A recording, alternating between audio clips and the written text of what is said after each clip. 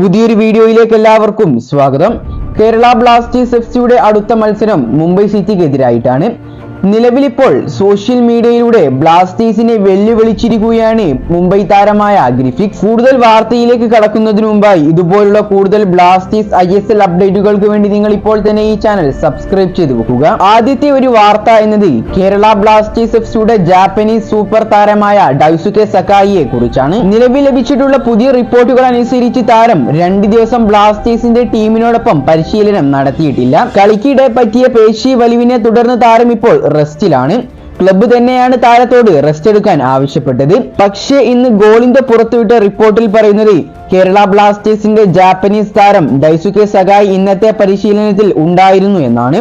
താരം കേരള ബ്ലാസ്റ്റേഴ്സ് എഫ്സിയുടെ അടുത്ത മത്സരത്തിനായി തയ്യാറായിക്കൊണ്ടിരിക്കുകയാണ്. കൂടാതെ കേരള ബ്ലാസ്റ്റേഴ്സ് എഫ്സിക്കെതിരെ മുംബൈയുടെ 5 താരങ്ങൾ കളിക്കാനിറങ്ങില്ല. ഇന്നലെ മോഹൻ ബഗാനെതിരെ കളിച്ചപ്പോൾ ലഭിച്ച റെഡ് കാർഡാണ് ഈ ഒരു സസ്പെൻഷനിലേക്ക് വഴിയൊരുക്കിയിട്ടുണ്ടായിരുന്നത്. ഏതായാലും ഇന്നലത്തെ ഈ ഒരു മത്സരം ചെറിയ രീതിയിലൊക്കെ ബ്ലാസ്റ്റേഴ്സിന് അനുകൂലമായ ഘടകമാണ്. ഇതുകൂടാതെ മത്സരം കൊച്ചിയിൽ വെച്ച് ആയതുകൊണ്ട് മുംബൈക്കെതിരായ മത്സരത്തിൽ ബ്ലാസ്റ്റേഴ്സിന് തന്നെയായിരിക്കും ഹോം അഡ്വാൻറ്റേജ് ഉണ്ടാവുക. നിലവിൽ ഏതായാലും മുംബൈ സിറ്റിയുടെ ഓസ്ട്രേലിയൻ സൂപ്പർ താരമായ ഗ്രിഫിക്സ് ബ്ലാസ്റ്റേഴ്സിന്റെ എല്ലാ വെല്ലുവിളികളും നേരിടാൻ തയ്യാറാണ് എന്ന് പറഞ്ഞുകൊണ്ട് സോഷ്യൽ മീഡിയയിലൂടെ രംഗത്തേക്ക് വന്നിട്ടുണ്ട്. കേരള ബ്ലാസ്റ്റേഴ്സ് എഫ്സിയുടെ മുംബൈക്കെതിരായ എവേ മത്സരത്തിൽ ഒരുപാട് നാടകീയ രംഗങ്ങൾ നടന്നിട്ടുണ്ടായിരുന്നു. ഈ ഒരു നാടകീയ രംഗത്തിൽ ഏറ്റവും പ്രധാനപ്പെട്ട ഒന്നായിരുന്നു മുംബൈ താരം ഗ്രിഫിക്സ് ബ്ലാസ്റ്റേഴ്സ് സൂപ്പർ താരമായ പ്രബീർ ദാസിന്റെ കഴുത്തിൽ പിടിച്ച സംഭവം. ഇതുകൂടാതെ പ്രബീർ ദാസിനോട് തന്റെ അമ്മയെ കുറിച്ച് മോശമായ രീതിയിൽ സംസാരിക്കുകയും ചെയ്തിട്ടുണ്ടായിരുന്നു മുംബൈ താരമായ ഗ്രിഫിക്സ്.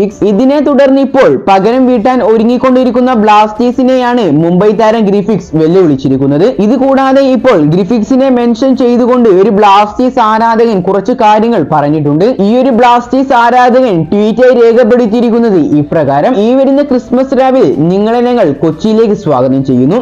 അവിടെ നിങ്ങൾക്ക് തികച്ചും നരകം തന്നെയായിരിക്കും.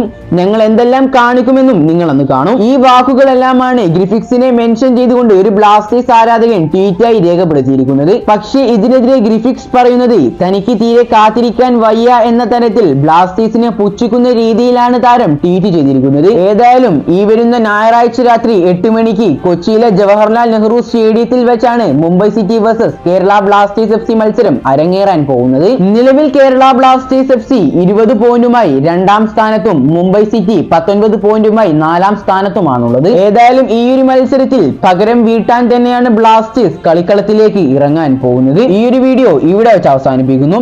വീഡിയോ ഇഷ്ടപ്പെട്ടാൽ ലൈക്ക് ചെയ്യുക, ഷെയർ ചെയ്യുക, സബ്സ്ക്രൈബ് ചെയ്യുക. അപ്പോൾ അടുത്തൊരു അപ്ഡേറ്റുമായി വീണ്ടും വരാം. Good bye.